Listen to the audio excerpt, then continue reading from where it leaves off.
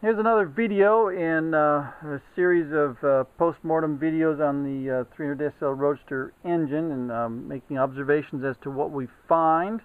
I'm going to be on macro all the time, so the overall views are a little out of focus.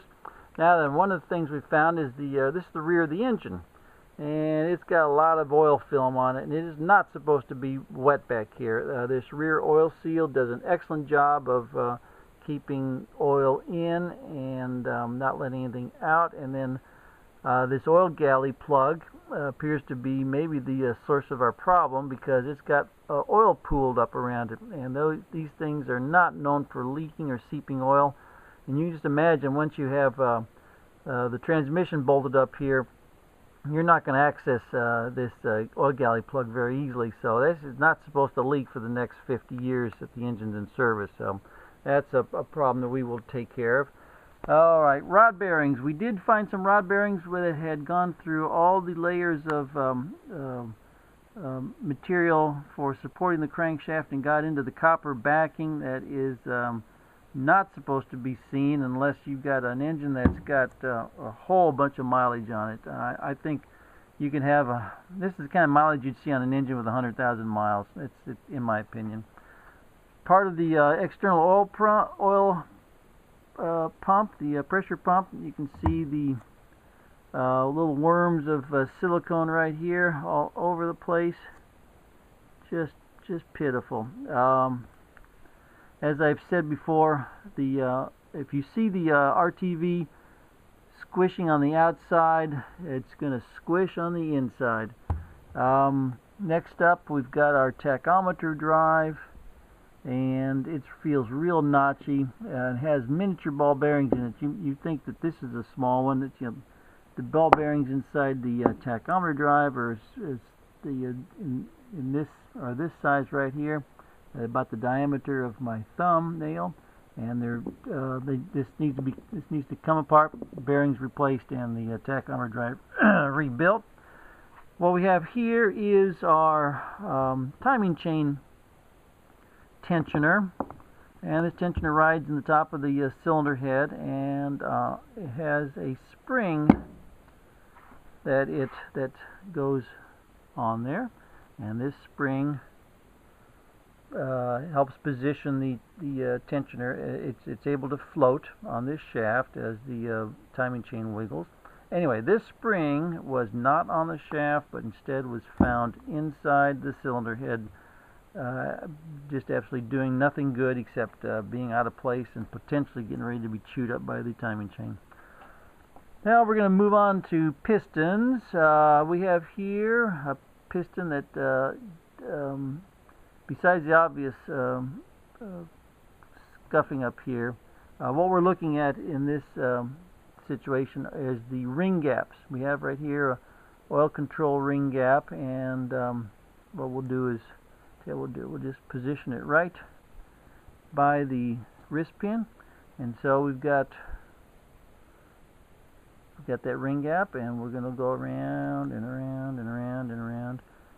There's the other side, and come back to this side, and there's our ring gap. We're supposed to have one ring gap. So now we come over to this piston, and here's our ring gap right by the wrist pin hole. So we're going to rotate, and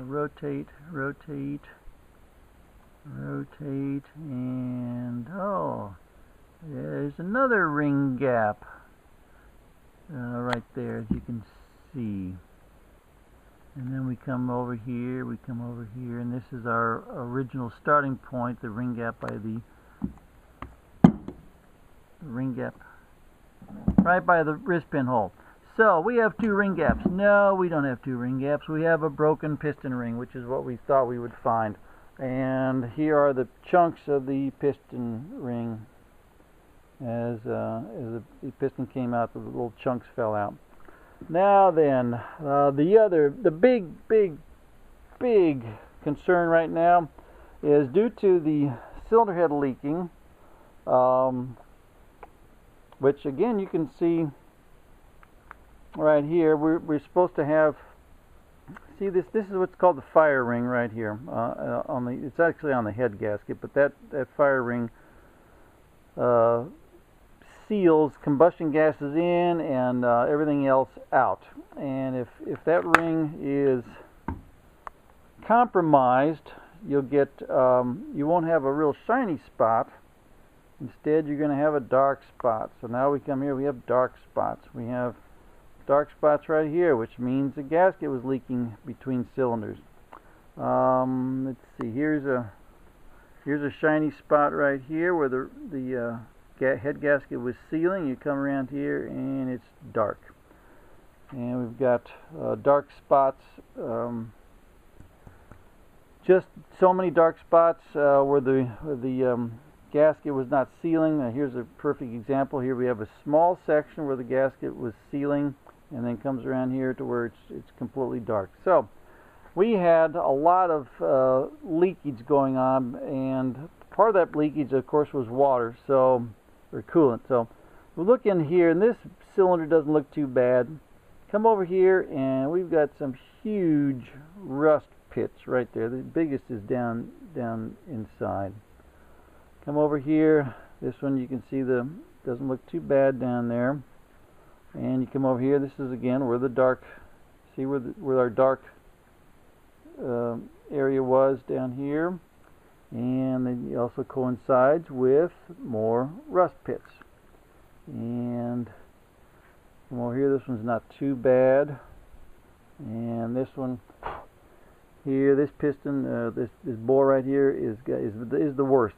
Huge rust pits. Now, problem is that we are at the second oversize in the pistons, and we can go to a third oversize, but whether or not the third oversize, the bigger piston, is going to actually clean up these rust pits, we don't know. I would like to get an assessment from the machinist, and I've got to call into the Rottler manufacturing company to see if they've got anybody locally that has a Rottler boring bar that can do this work, and we might take an initial cut to see if the next oversized piston will clean up those problem areas. If not, we're going to have to sleeve some of the block, some or all the block. We'll have to do some heavy discussions with the machinist.